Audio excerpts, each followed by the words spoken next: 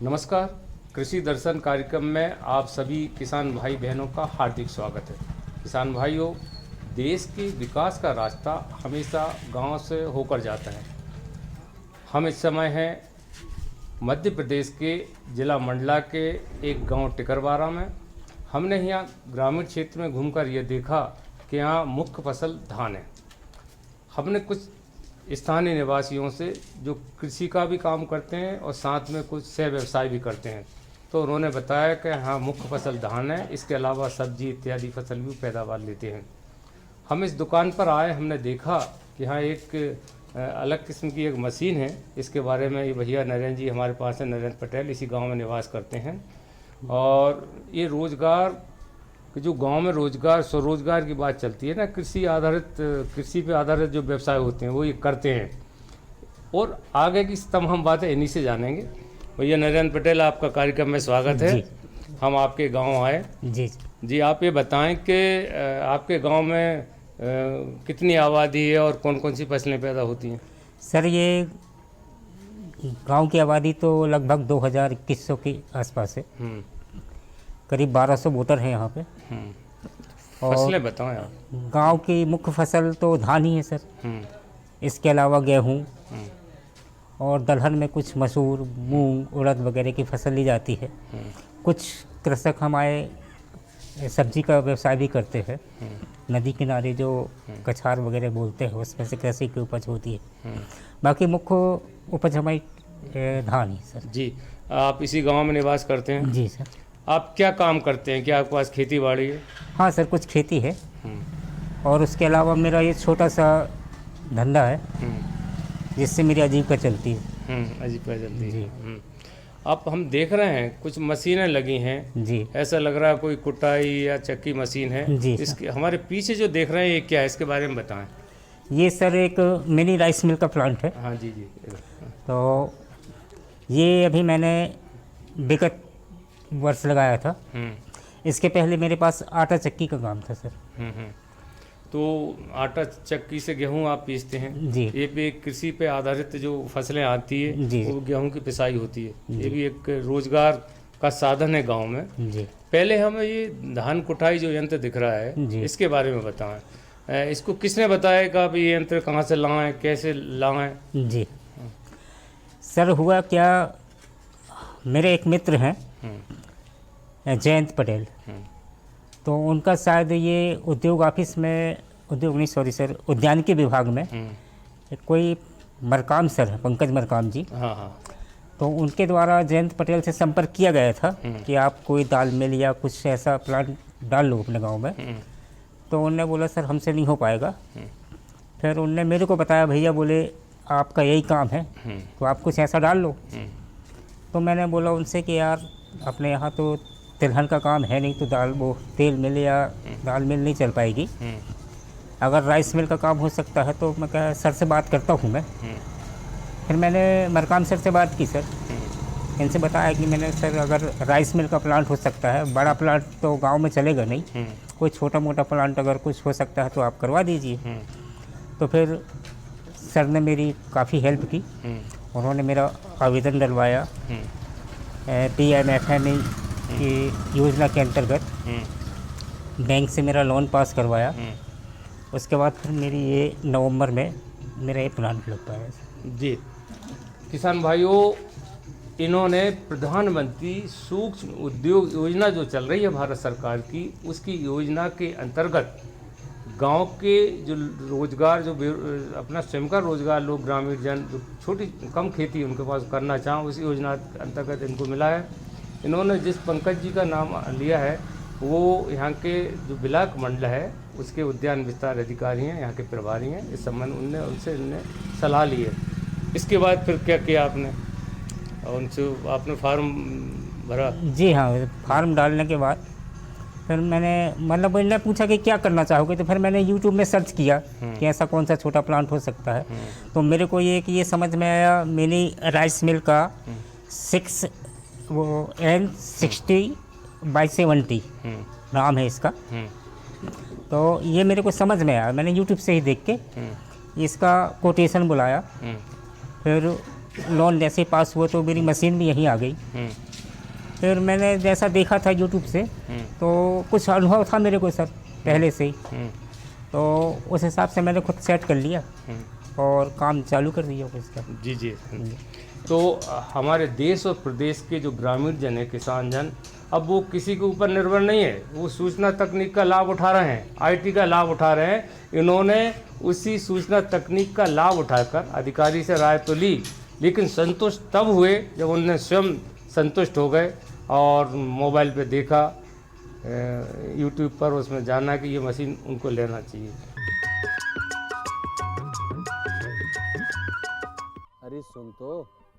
मुझे क्या सुनाना चाहते हो? जो सुनाओ मेरी सौतन को। किसको? अरे वही तुम्हारा मोबाइल फोन जिससे सुबह शाम दिन रात चिपके रहते थे और कहते थे किसान कॉल सेंटर से बातें हो रही हैं। अच्छा ये बात है। हाँ, क्यों, क्या हुआ? अब बात नहीं होती क्या? अब तो झट से बात हो जाती है। संबंधी समस्याओं का अपनी भाषा में तुरंत हल पाने के लिए पूरे भारत में किसी भी फोन से हेल्पलाइन नंबर पर संपर्क करें। किसानों का दोस्त किसान कॉल सेंटर। तो शुरुआत में आपने इसकी चलाने की ट्रेनिंग ली या नहीं सर, पहले से जानते जी थे? अनुभव था सर मेरे को पहले से ही। मैं फ्लोर मिल का काम करता था, तो ये इलेक्ट्रिकल्स वगैरह का कनेक्शंस है और कुछ अनुभव था मेरे को इसका, तो उस हिसाब से। हाँ हाँ जी जी। तो आपने इसको क्या धान कुटाई यंत्र मशीन बोलते हैं इसको? हाँ सर। इससे गांव वालों को, जो पूरे गांव के लोग हैं, आपने पहले बताया कि धान की फसल अच्छी होती है, इस गांव में धान की फसल का उत्पादन ज़्यादा होता है, जी। यही सोच के आपने धान कुटाई यंत्र लगाया? नहीं सर, इसका एक और कारण है सर। धान वाले यंत्र तो एक बड़े वाले राइस प्लांट आते हैं जिससे चावल निकलता है और प्लस छिलका निकलता है, ठीक है ना। लेकिन ये गांव में पशुपालक है, मतलब हाँ जी गांव जी, में हाँ, उनके तो पशु रखते हैं सब, गाय वगैरह भैंस वगैरह। तो उनके लिए क्या है, जो कोड़ा निकलता है, मेन आइटम इसका वही है कि इससे छिलका ना निकल के, धान से छिलका निकल के बारीक पशु आहार निकलता है। एक मेन आइटम होता है चावल, जो अपने खाने के काम आता है, और जो इसका रॉ मटेरियल होता है वो पशु के खाने के काम आता है। अगर आप ये रोजगार यहाँ नहीं शुरू करते तो ये आसपास के गांव के, आपके गांव के लोग धान को कहाँ ले जाते फिर? नहीं, वो फिर बड़ी मिल में लेके जाते हैं। यहाँ से 4-5 किलोमीटर के एरिया के बाहर जो है वहाँ से ले जाते हैं। और फिर जिसको मैं इसके कोड़े की ज़रूरत है, जो कहते हैं पशु आहार की, तो वो गांव में छोटे छोटे प्लांट हैं जिनके चक्की, जिनको पहले बोलते थे धान चक्की, तो उनसे भी काम करवाते हैं। तो आपके और जो आप जैसे लोग आसपास के गांव के जो चाहते हैं कि हम अपना स्वयं का रोजगार करें गांव में रहकर, तो उनको आप रास्ता बताते हैं? नहीं, अगर कोई है इस टाइप का तो उनको बताते हैं सर। अब जैसे मेरा भाई आके मेरे को बताया कि आप ये लगवा लो, तेल मिल लगवा लो या दाल मिल लगवा लो, तो मेरे को वो समझ में नहीं आया। मेरे को जो समझ में आया फिर मैंने उसके हिसाब से। अभी हमारी चर्चा हो गई थी गांव वालों से कि आपकी धर्मपत्नी अर्थात बहन जी भी इस काम में हाथ बटाती है, उनके बारे में बताएं, क्या नाम है, क्या काम करती हैं? नहीं सर, उसका एक मेन रीज़न ये है कि वो तो है हाउस वाइफ सर। ये जो प्लांट मेरा है उन्हीं के नाम से है। अच्छा। उनके नाम से लेने का मेन कारण ये था कि बैंक वाले जो है प्रॉपर्टी मांगते, मतलब ज़मीन के पेपर मांगते थे, और पेपर मेरे नाम पे नहीं थे, इसलिए मैंने अपने नाम से न करा के उनके नाम से इसको कराया, फाइनेंस कराया था सर। तो गृह लक्ष्मी तो वही है? जी हाँ, तो वो है तो वही, लेकिन वही समय समय में आती रहती है। अभी से गई है वो, 2 घंटे पहले गई है घर। क्या यहाँ आपके काम में हाथ बटा हाँ देते सर, हैं? वो क्या 3-4 मशीन है, हाँ, तो अकेले से नहीं हो पाता, तो वो बैठी रहती हैं, देखती रहती है, करती रहती, जब जैसी जो आवश्यकता हुई करती रहती है। सहयोग करती है ना जी। किसान भाइयों, धान कुटाई यंत्र के अलावा हम देख रहे हैं कि अंदर भी कोई एक मशीन है। नरेंद्र भैया, अंदर कौन सी जो एक और चक्की लग रही है उसके बारे में बताएं। सर ये तो हुआ राइस प्लांट। इसके बाद मेरी है मसाला वाली चक्की। उसके बाद है फिर गेहूं पिसाई की चक्की। और उसके बाजू में एक और वो पल्वराइजर जिसको बोलते हैं सर, उससे खड़ी हल्दी पीसना, मतलब वो भी मसाले की है। और उसके बाजू में एक वो छोटी मशीन दिख रही है, वो गीली दाल पीसने की मशीन। लगभग ये मान के चलें कि यहाँ एक छोटा मोटा लघु उद्योग है ये। जी हाँ 4 या 5 प्रकार की मशीन है। जी तो आप जो मसाला मशीन के बारे में आप बता रहे थे अंगुली से, जी। तो ये इस पहली वाली जो मसाला मशीन है, इसमें कौन सा मसाला पीसते हैं आप? इसमें सर धनिया है, मिर्ची है, ये, और एक वो हल्दी के लिए एक दूसरी है सर। हल्दी उधर है। जी। तो आपके क्षेत्र में हल्दी की पैदावार भी होती है? पैदावार नहीं सर, खरीद के लाते हैं सर। लाते हैं, जी। क्या सब कृषक साल में एक बार 2 बार खरीद के ले आते हैं और उसको फिर पिसा के रख लेते हैं। तो अब एक बात और बता दें, आगे और क्या योजना है आपके मन में, आपके लिए और गांव के लिए? खुद के लिए तो जागरूक सर तो हैं? जी नहीं सर, क्या अभी तो अब मेरा तत्काल का ही है कहना चाहिए ये वाला बिजनेस। तो अभी 1-2 साल में अभी इसको देखूंगा, इसके बाद फिर अगर और समझ में आता है तो वही बताया मैंने, पैकेजिंग का सब वो बढ़ाऊंगा। उसके बाद फिर और आगे कुछ होता है तो फिर भविष्य की बात है सर, उसके लिए तो अभी कुछ नहीं कह सकते। नरेंद्र भैया, बहुत बहुत आपको धन्यवाद। हम जब इस गांव में आए तो हमें बताया यहाँ के स्थानीय नौजवानों में कि जयंत भैया नाम के यहाँ नौजवान हैं, वो हमें काफ़ी प्रेरित करते हैं। उन्हीं से जानते हैं, अपना पूरा परिचय दें और अपने बारे में बताएं। सर मेरा नाम जयंत पटेल है, मैं ग्राम पंचायत टेकरवारा का रहने वाला हूँ और मेरी शिक्षा दीक्षा भी यहीं मंडला में हुई है। इसके पहले अभी कुछ विगत महीनों पहले यहाँ पंचायत में हमारे एक कार्यक्रम था, उसमें हमारे मंडला से कृषि से संबंधित अधिकारी पंकज मरकाम जी आए हुए थे। उनसे मेरी मुलाकात जब हुई वहाँ, तो चर्चा के दौरान उन्होंने बताया कि आपके यहाँ कोई अगर बेरोजगार युवा हैं और शासन की ऐसी ऐसी योजनाएं हैं, उनका अगर लाभ लेना चाहें तो आप उनको लेकर हमारे पास आइए। तो जैसे उन्होंने बताया चक्की वक्की का काम है, छोटा ट्रैक्टर है 20 HP तक का। तो मैंने भैया से चर्चा किया, नरेंद्र पटेल जी से, इनके पास चक्की है, चूँकि हम आते हैं यहाँ अनाज पिसाने, तो गेहूँ पिसाने में टाइम लगता है। पुरानी टेक्निक के हिसाब से जब गेहूँ पिसता है तो आटा जल जाता है। सारी चीज़ें हमने इनको समझाई। फिर सर के पास हम लोग गए हुए थे मंडला, तो वहाँ फिर सर ने हमें विस्तार में पूरी चीज़ समझाई। और भाई साहब तो पहले से काम कर रहे थे, है ना, तो फिर भैया को समझ में आया और भैया ने ये वाला प्लांट यहाँ शुरू किया। तो आज हमें गांव वालों को उससे बेनिफिट है। जी जी, बेनिफिट अर्थात लाभ है। लाभ तो है। हाँ, आगे आपकी, जैसे आपने कहा कि मैं तो किसान हूँ जी, आप किन किन फसलों की खेती करते हैं? अभी क्या है आपके पास? अब फिलहाल क्या है, हमारे पिताजी लोग तो गन्ना की खेती को ज़्यादा प्रेफरेंस देते थे, पर अभी क्या है, लेबर की जो समस्याएं हो गई हैं, तो हमारे गांव में पूरा 100% धान का और गेहूं का काम किया जाता है। जी। तो क्या इसके अलावा आप खेती के बारे में को और आगे बढ़ना चाहते हैं? हाँ, खेती के बारे में तो क्या है, वो तो अब जितना करेंगे उस हिसाब से बेनिफिट होता है। अभी नरेंद्र भैया से हमारी चर्चा हुई थी तो वो बता रहे थे कि मुझे ये रास्ता धान कुटाई की, मसालाबादी, जयंत भैया ने जानकारी दी। तो आप स्वयं भी और आप जैसे किसानों को या नौजवानों को राय देंगे? देते रहते हैं सर। जयंत भैया जी हाँ, जो आपके गांव के, आपके आसपास के गांव के जो पढ़ लिख रहे हैं, हाँ, रोजगार की समस्या उनके पास है, जबकि रोजगार गांव में ही है। जी सर। आप स्वयं रोजगार कर सकते हैं और दूसरों को भी दे सकते हैं। जी सर, जी सर। क्या योजना है आपकी? योजना ये है सर कि अभी जैसे नए नए लड़के जो युवा 12वीं पास करके और अपना ग्रेजुएशन कंप्लीट करते जा रहे हैं, तो मैं तो रोज़ उन लोगों को शाम को यही समझाता हूँ कि भैया, पहला तो मैं तो गाय पालन का काम उनको बता रहा हूँ कि घर में अपने पास इतनी व्यवस्थाएं हैं तो गाय पालन करें। मतलब अपना स्वयं का काम, छोटा छोटा काम से शुरुआत करने के लिए मैं उन्हें प्रेरित कर रहा हूँ। जैन जी, आप हमारे कार्यक्रम में आए, बहुत बहुत धन्यवाद। जी, धन्यवाद। और आप जैसे नौजवान गांव में रहकर स्वयं भी व्यापार, छोटे छोटे व्यापार या स्वरोजगार करेंगे और दूसरों को भी प्रेरित आप करते हैं। बहुत बहुत धन्यवाद। जी, थैंक यू सर।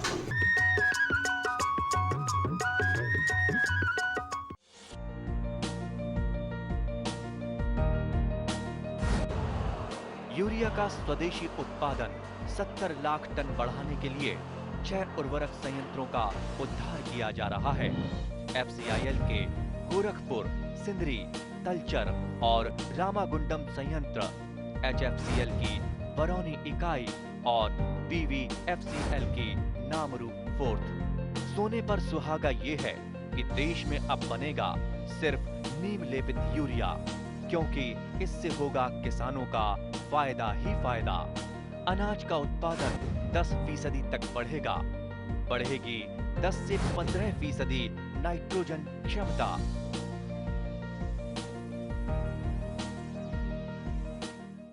किसान भाइयों, अभी हम हैं जिला मंडला के गांव टिकरवारा में।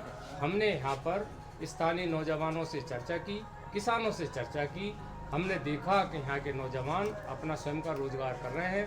इस काम के लिए उन्हें भरपूर सहयोग मिला उद्यान विभाग का। हमारे साथ हैं यहाँ के उद्यान विभाग के विकास खंड के अधिकारी पंकज जी। हम उनसे जानना चाहेंगे। पंकज जी, कार्यक्रम में आपका स्वागत है सर। हम आपसे सबसे पहले ये जानना चाहेंगे कि आपके जो गांव में जो रहने वाले नौजवान हैं उनको स्वरोजगार करने के लिए आप कैसे प्रेरित करते हैं? नमस्कार किसान भाइयों, मैं पंकज मरकाम विकास खंड प्रभारी के रूप में मैं कार्यरत हूँ। मेरा मूल पद ग्रामीण उद्यान विस्तार अधिकारी है और मैं जो हमारे विभाग से PMFME योजना जो है, प्रधानमंत्री सूक्ष्म उद्योग उन्नयन योजना के तहत जो योजना संचालित की जा रही है, उस योजना के माध्यम से हम चाहते हैं कि जो बेरोजगार युवक हैं, पढ़े लिखे बेरोजगार युवक हैं, उनको हम इस योजना के माध्यम से उनको जोड़ें।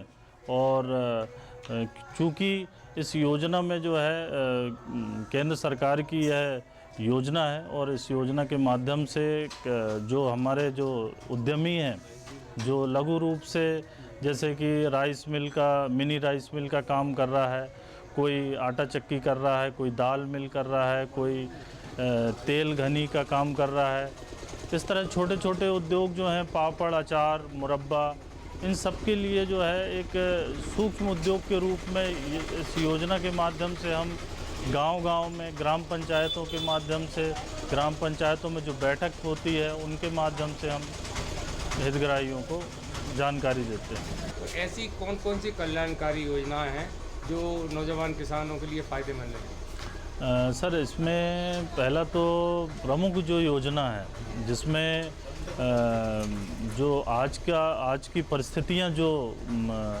गांव में किसानों को लेकर के, बेरोजगार युवकों को लेकर के जो मुख्यतः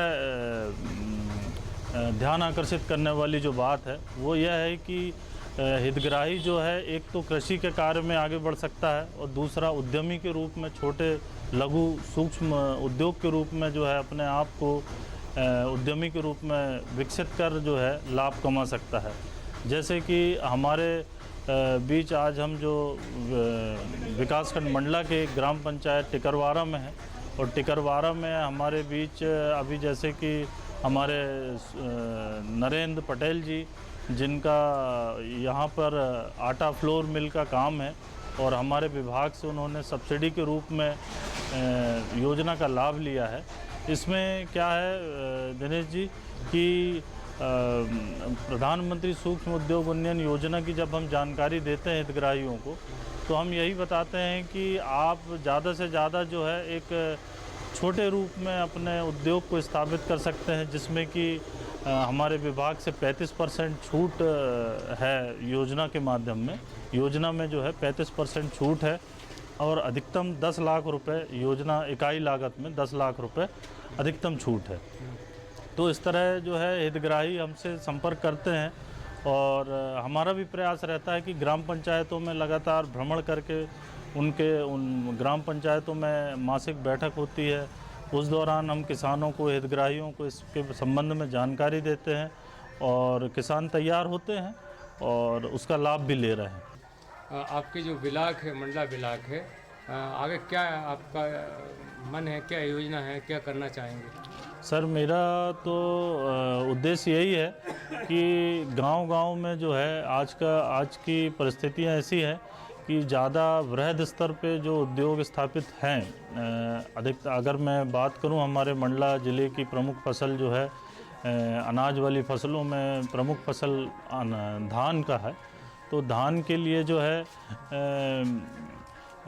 धान के लिए मिलिंग जो है गांव-गांव में मिलिंग होगी तो ज़्यादा अच्छा है, क्योंकि बड़े स्तर में मिलिंग करना जो है वो बाहरी लोगों को फ़ायदा पहुंचाने जैसा कार्य रहेगा और ये मेरा अपनी एक सोच है कि मैं हर गांव में जो है हमारा एक उद्यानिकी विभाग से लाभान्वित PMFME योजना के अंतर्गत एक हितग्राही हो जो अपने गांव में जो है आटा चक्की हो, दाल मिल हो, राइस मिल हो, कच्ची तेल घनी हो, तो इस तरह के उद्योग स्थापित करें ये, और अपने गांव के बीच में जो है, क्योंकि आज का जो तकनीक है वो कम वाट में भी, मतलब जो मशीनें जो हैं कम ऊर्जा वाली मशीनें आ गई हैं, ताकि उनको घर में जो घरेलू महिलाएं हैं वो भी उसको ऑपरेट कर सकती हैं, या बेरोज़गार अगर घर में है एक व्यक्ति है तो वो भी ऑपरेट कर सकता है। इस तरह से ज़्यादा से ज़्यादा लोग रोज़गार का लाभ उठाएंगे और गांव-गांव में जो है इसकी PMFME योजना से लाभान्वित हितग्राही हों, यही मेरी सोच है। पंकज जी, आप बहुत बढ़िया काम कर रहे हैं, बहुत बहुत धन्यवाद। किसान भाइयों, अब वक्त हो चला है खबरें खेती का, आइए देखते हैं।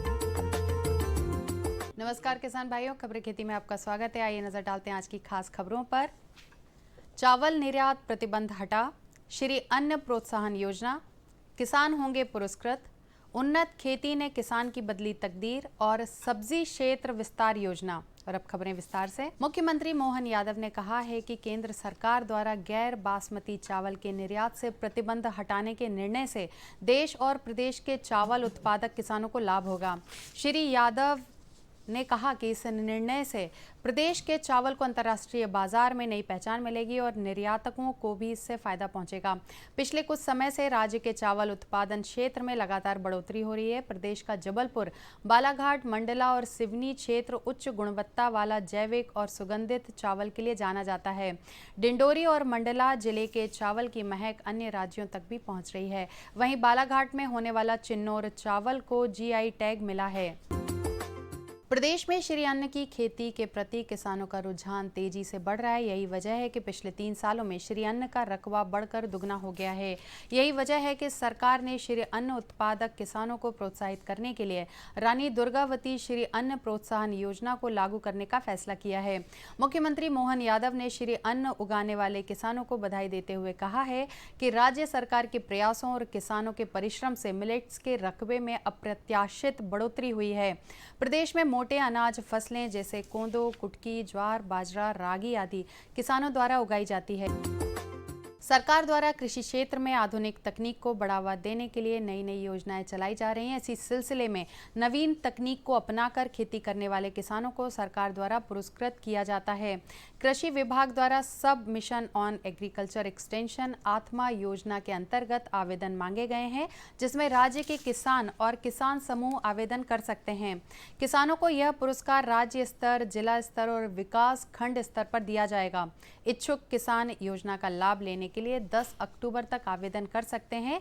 कृषि, पशुपालन, मत्स्य पालन, रेशम पालन, उद्यानिकी एवं कृषि अभियांत्रिकी के क्षेत्र में की गई उन्नत तकनीकी, नवाचार, तकनीकी का विस्तार, फसल उपज एवं उत्पादकता मूल्यांकन के आधार पर किसानों द्वारा आवेदन किए जा सकते हैं।